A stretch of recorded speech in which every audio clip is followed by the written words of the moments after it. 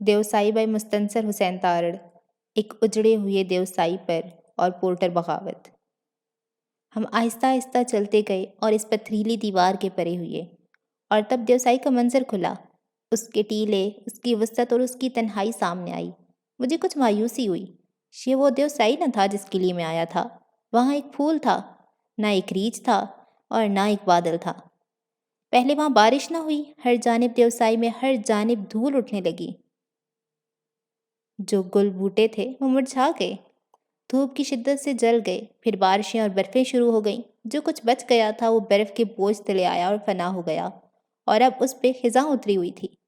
जहाँ तक नज़र जाती थी वहाँ तक न कोई दरख्त था न कोई झाड़ी, और वो तो बहार में भी नहीं होते। लेकिन कोई एक फूल न था, कोई खुश नज़र बूटा न था, कोई शोख पत्ता न था। अगर नहीं था तो पत्ता पत्ता बूटा बूटा कैसे हमारा हाल जान सकता था। वहाँ सिर्फ तांबे के रंग की एक वसत थी, एक भूरे बेपनाह वसत, जैसे देवसाई का सिक्का भी जंगालूद हो चुका हो, मेरी तरह खोटा हो चुका हो।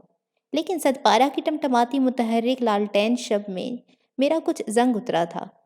मैं खोटे से खरा हो गया था, और यहाँ पहुँचा हूँ तो ये देवसाई खोटा हो रहा है। मैं हुआ खरा तो वो खरा खोटा हो गया, मैं हुआ काफिर तो वो काफिर मुसलमान हो गया। हम ज़रा और ऊपर आए।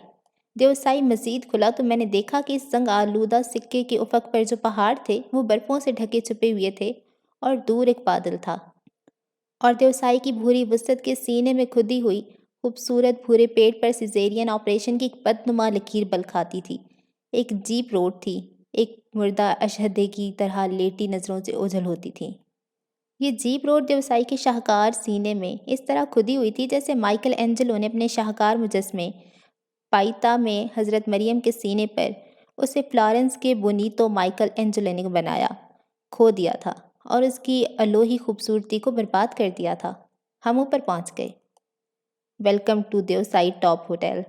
चंद पत्थरों में जकड़ा हुआ एक साइन बोर्ड और उसके पहलू में एक वसीदा सफ़ेद खैमा। हमारा सामान उतर गया और हम भी उतर गए।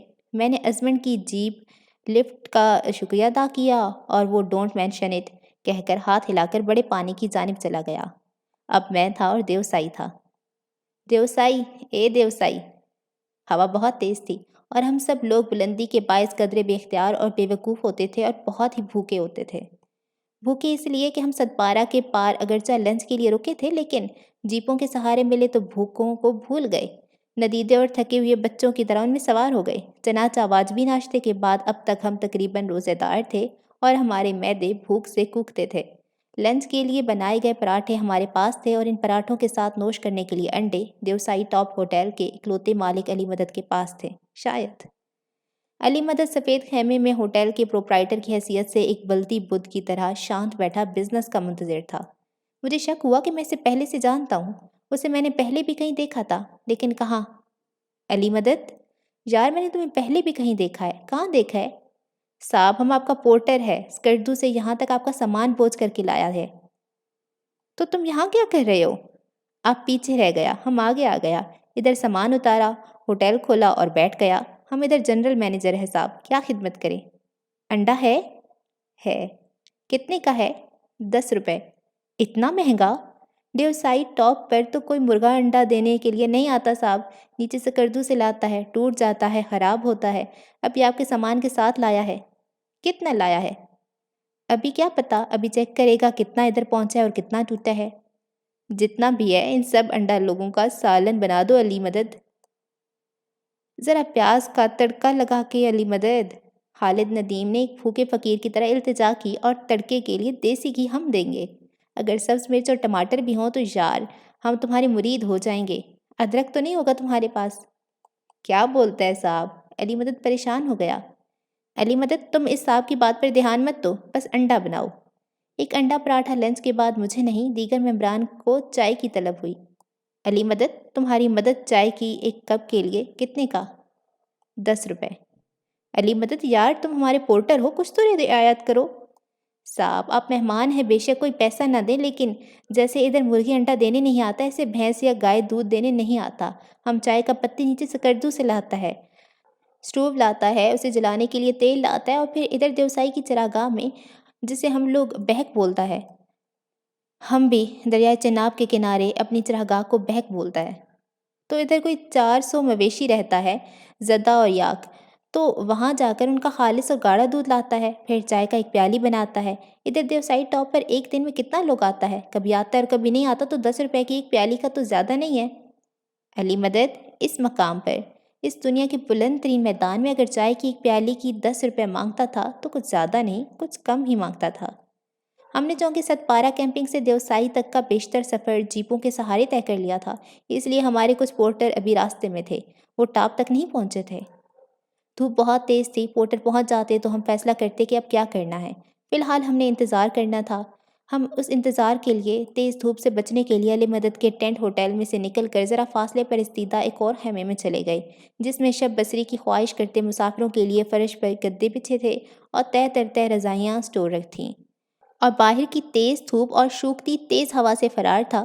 اندر، اس خیمے کے اندر، ایک ٹھنڈک بھرا اگرچہ بلندی کی بے چینی سے بھرا ایک گہرا اور چھاؤں سے بھرا سکون تھا۔ تہ در تہ جو رضائیاں تھیں، ان پر جو پرنٹ تھے اور ان کی برابر میں جو چند سرہانے تھے، ان پہ جو کشیدہ کاری تھی، وہ اونچائیوں پر چلنے والے اس ہوا کی تنہائی سے وجود میں آتی ہے جو انچھوئی ہوتی ہے، اور ان میں آپ کا بدن لپٹے یا آرام کرے تو سراسر ایک الگ کیفیت اور موسم میں ہوتا ہے۔ اس موسم سے یکسر جدا جو پنجاب کی سرما میں کٹیلی سرد کے ساتھ آپ کے ساتھ لپٹتا ہے۔ دونوں جگہ سرد ہوا ہے، لیکن یہاں جو الگ ہوا ہے اس میں سانس لیتے ہوئے فوراً یہ کھلتا ہے کہ آپ وہاں ہیں، کسی ایسے مقام پر جس کا تذکرہ قدیم کتابوں اور سفر کہانیوں میں ملتا ہے۔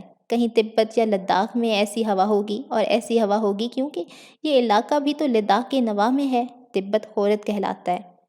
کچھ یہی احساس آپ کو پسو کے پرانے گھروں میں بھی ہوتا ہے، ایک سرد اور تاریخی تنہائی کا دور افتادہ احساس کہ اس گھر کی چھت میں جو روشندان کھلتا ہے اس میں سے جو دھوپ کمرے کی تاریکی میں اترتی ہے اور اس دھوپ میں ذرے آہستگی سے اٹھتے ہیں۔ کچے فرش پہ دیوسائی کے اس خیمے میں چھینٹ والی رضائیاں ہیں، نمدے اور سرہانے ہیں، اور خوبانیوں کا ایک تھال ہے۔ دیوسائی کے اس خیمے میں یورت خیموں کی گولائی کی وہ کیفیت ہے جو صحرائے گوبی یا کاشغر کے راستے میں جنت جھیل اور گھاس کے میدانوں میں نصب گھڑ سواروں اور گڈریوں کی خیموں میں ہوتی ہوگی۔ دھوپ ڈھلی، باہر دیوسائی کے میدانوں میں ڈھلی، شام کی قربت ہوئی تو خیمے کی عافیت اور وہ رضائیاں بھی ناکافی ہوئیں اور ہم بڑھتی سردی میں بے آرام ہونے لگے۔ ہمارے پورٹر سب کے سب اوپر آ چکے تھے، اور ان سب میں سے غریب عباس کی کمر پہ سب سے زیادہ بوجھ تھا، کیونکہ وہ واحد پورٹر تھا جو ستپارہ گاؤں کا نہ تھا، ہماری پسند کا تھا، اسی لیے اسے سزا کے طور پر ایک گدھے کی طرح لاد دیا گیا تھا۔ لیکن گڈ اولڈ عباس، سنو لیک کا ساتھی، طویل برفانی مسافتوں میں ہمارا ساتھ دینے والا عباس، اف نہ کرتا تھا۔ ہم نے شب بسری کے لیے دیوسائی ٹاپ ہوٹل سے ذرا پرے ہوا سے بچاؤ والا ایک نشیب کا چناؤ کیا۔ ہمارے خیمے دیوسائی کی خالی ڈھلوانوں میں ابھرنے لگے، اور وہ وہاں سجتے نہ تھے، معیوب بے تکے لگتے تھے، کیونکہ پورے دیوسائی میں پھوری خزاں رسید نیم سنہری گھاس پر کہیں بھی کوئی ایک جھاڑی، کوئی ایک درخت، کوئی ایک پودا یا بوٹا ایسا نہ تھا جو بلند ہوتا ہو، لیکن ہمارے خیمے بلند ہوتے تھے اور دیوسائی کی لینڈسکیپ کی قدرتی توازن میں خلل ڈالتے تھے۔ خزاں تک پہنچی ہوئی گھاس سے پرے ذرا اونچائی پہ برف ہی برف تھی۔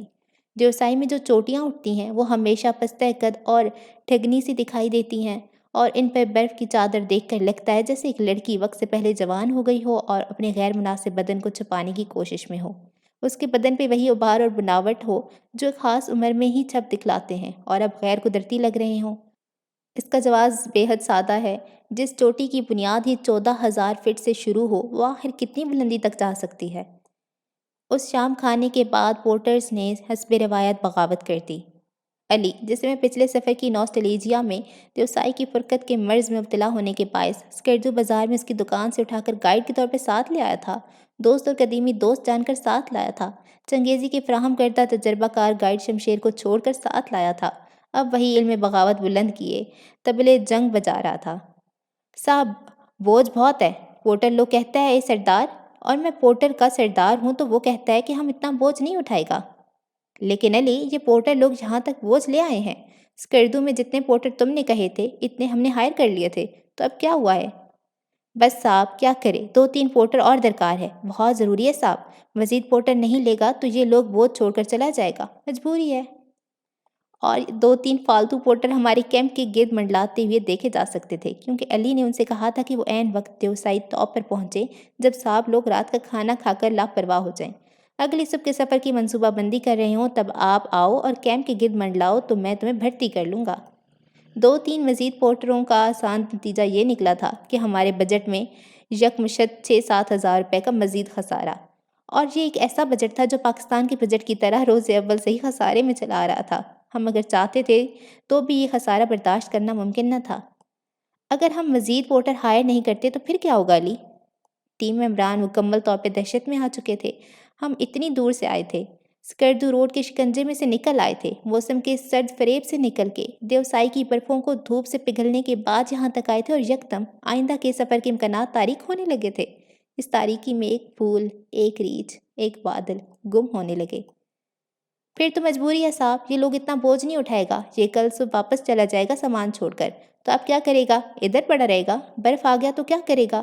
ادھر سے پورٹر تو نہیں ملتا، نیچے بھی نہیں جا سکے گا، تو کیا کرے گا؟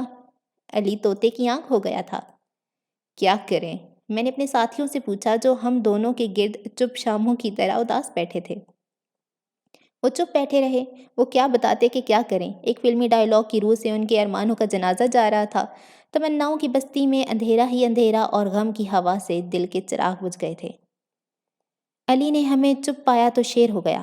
صاحب ہم تو آرام سے سکردو میں دکانداری کرتا تھا، بوٹ اور جیکٹ بیچتا تھا۔ آپ نے بولا کہ ہمیں دیوسائی لے جاؤ تو ہم اپنا نقصان کر کے دوستی کے لیے آپ کے ساتھ اوپر آ گیا، اگرچہ اس نے خود بولا تھا کہ صاحب ہم آپ کو دیوسائی لے جائے گا۔ آپ کے لیے آ گیا، مجھے کیا ضرورت تھی پورٹر کا سردار بننے کی؟ صرف آپ کے لیے آیا، تو اب آپ میری بات نہیں مانے گا تو پورٹر سامان چھوڑ کر چلا جائے گا۔ مجبوری ہے صاحب۔ میں نے ایک لمحے کے لیے توقف کیا۔ ٹھیک ہے علی۔ منڈلاتے ہوئے پورٹر میرا جھکا ہوا سر دیکھ کر قریب آ گئے، اور علی، اور یہ بھی ایک اور علی مدد تھا، اس کے چہرے پہ ایک فاتحانہ طمانینت آ گئی۔ تو ان 3 پورٹر کو ہم ہائر کریں صاحب، یہ ٹھیک ہے؟ نہیں، یہ ٹھیک نہیں۔ ٹھیک یہ ہے کہ آپ سب لوگ کل صبح 2 پڑاؤ کا مزدوری ہم سے وصول کرو، اور سب کے سب جیسا کہ تم چاہتے ہو ہمیں چھوڑ کر نیچے چلے جاؤ، یہ ٹھیک ہے؟ علی مدد سکتے میں آ گیا۔ ادھر پورٹر کے بغیر آپ دیوسائی کیسے کراس کرے گا؟ اوپر برج لا تک کیسے جائے گا؟ ہم جائے گا ہی نہیں علی مدد، ہم ادھر دیوسائی ٹاپ پر اگلے 7 روز کے لیے کیمپ کرے گا۔ دوسرے علی مدد کی ہوٹل میں دیسی انڈوں کا سالن کھائے گا، چائے پیے گا، کہیں نہیں جائے گا، بس ادھر سیر کرے گا اور پھر کسی جیپ میں سوار ہو کر نیچے سے سکردو واپس چلا جائے گا۔ ہم یہ کرے گا۔ دیوسائی کراس نہیں کرے گا؟ نہیں۔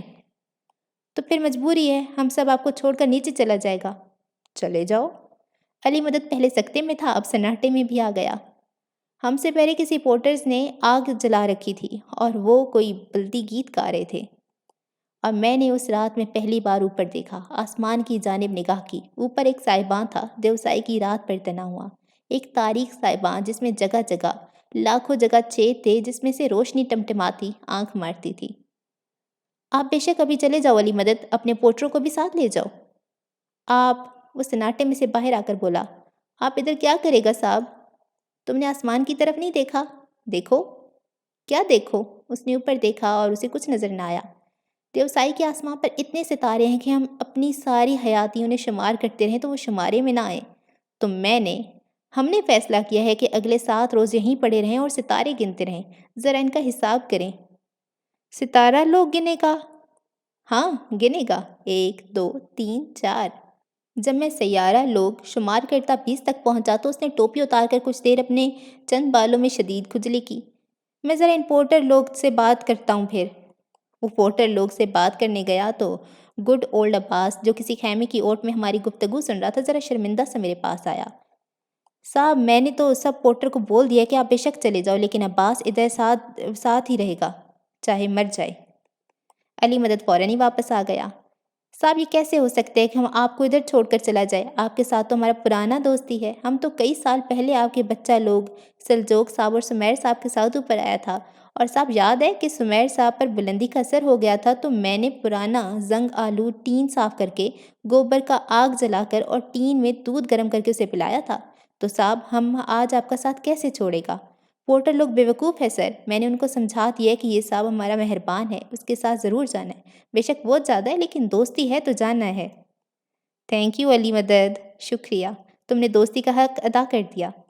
कैंप का पूरा माहौल जो अभी सन्नाटे और नाखुशी में चुप था, यकदम यकदम पांसा पलट गया। पोर्टर एक कनस्तर पर थाप देते हुए बल्ती लोकगीत अलापने लगे। हैमों से पॉप सॉन्ग और गज़लें उभरने लगीं और आसमान करीब आ गया। इस दोस्ताना माहौल में अली भी बहुत फ्रेंडली हो गया। और साहब, कल किधर जाएगा? देवसाई को पार करना है तो पहले शतूंग जाएगा? नहीं, पहले दुरै बर्जी के टॉप पर जाएगा। वहाँ क्या करेगा साहब? वापस सकरदू के ऊपर जाकर क्या करेगा? इधर से नज़ारा करेगा, कराक्रम की ऊंचे पहाड़ों का नज़ारा करेगा। मुश्किल है साहब। क्यों? उधर तो हम आज तक नहीं गया। आज तक आप किधर गया है? सच बोलता है साहब, हम तो इधर देवसाई पर भी कई साल के बाद आया है। तो इधर का रास्ता नहीं जानता? नहीं साहब। तो गाइड के तौर पे साथ क्यों आ गया? दोस्ती के लिए। लेकिन साहब, देवसाई बदलता तो नहीं, वही रहता है। हम आपको पार ले जाएगा इंशाल्लाह। अब हम सोता है। जब पोर्टर और अली मदद अपने खेमों में जा चुके, रात गहरी हो गई, बल्ती गीत थम गए, अलाव बुझ गया, तो इस देवसाई की रात में आसमान नीचे आ गया। नहीं, आसमान नीचे नहीं आया, बल्कि हम जो 13-14 हज़ार फीट पे सर बुलंद हो चुके थे, उसके करीब आ गए। ऐसे आसमानी गुंबद की कुर्बत में, इस नीम स्याह गुंबद में जो छेद थे, जिनमें से टमटमाती रोशनियां नीचे आती थीं, मैंने ऐसी रोशनियों को कभी इतना दिल आज़ार या दिल पसंद गुर्बत में न देखा था। एक ज़माना पहले जब देहात में कच्चे कोठे हुआ करते थे, उन पर गर्मियों की रातों में नवारी चारपाइयाँ बिछती थीं, इश्केदाग पलंग नवाड़ी, और उन पर सफ़ेद दूधिया चादरें और नमी निकोर खेस बिछाए जाते थे, जिनके ताने बाने में से कपास की कंवारी महक उठती थी। और इन चारपाइयों पर जो आसमान झुकता था, इसमें भी लाखों छेदों में से वो अनगिनत जुगनू झलकते थे, जो बामे फलक से उतरकर एक चारपाई पर लेटे किसी तारड़ की आंखों में उतरते थे। ये एक ज़माना पहले की बातें हैं, लेकिन अब कई बरसों से मेरे हिस्से का आसमान मुख्तसर हो चुका है। शहर की रोशनियाँ प्लाज़ों, शाहराहों, मार्केटों और शानदार घरों को मुनव्वर करती ऊपर उठती थीं और आसमान को घेरे में लेकर सितारों को मांद कर देती थीं। उन्हें गुल कर देती थीं, बुझा देती थीं, वो नज़र नहीं आते थे। और बहुत ज़मानों के बाद आज देवसाई की रात में वो सितारे जल उठे थे, नज़र आने लगे थे। आसमानी गुंबद झुककर मेरी पलकों को छूने आ रहा था, इतना करीब था। एक एक सितारा अलग अलग था, उसकी हैसियत, उसकी नुमाइश जुदा थी, और इन सब को गिना जा सकता था। लेकिन इन सब को शुमार करने के लिए हयाती के जितने दिन दरकार थे, वो मेरे पास न थे। उठ फरीदा, सुतिया हुन दाढ़ी आया बूर, अग्गा नेड़े आ गया ते पिछा रह गया दूर। मेरी दाढ़ी भी फरीद की थी, उसमें सफ़ेदी आ चुकी थी, और मेरा आगाज़ भी पीछे रह गया था, और इंजाम बहुत नज़दीक आ गया था। मेरे पास इतने शब व रोज़ बाकी न थे कि मैं देवसाई के सब सितारों को शुमार कर सकता। और ये सब सितारे सारे के सारे देवसाई के आसमान के जो मेरे घिराव करते थे, वो सिर्फ मेरे आसपास और ऊपर ही पलके न झपकते थे, बल्कि देवसाई की घाटियों और ऊंचे नीचे टीलों में भी बिखरे होते थे। और उनमें से 2 सितारे ऐसे थे जो मुझसे नीचे कहीं नशीब में थे, और लगता था कि किसी झोंपड़े के चिराग हैं जो झिलमिलाते रहें।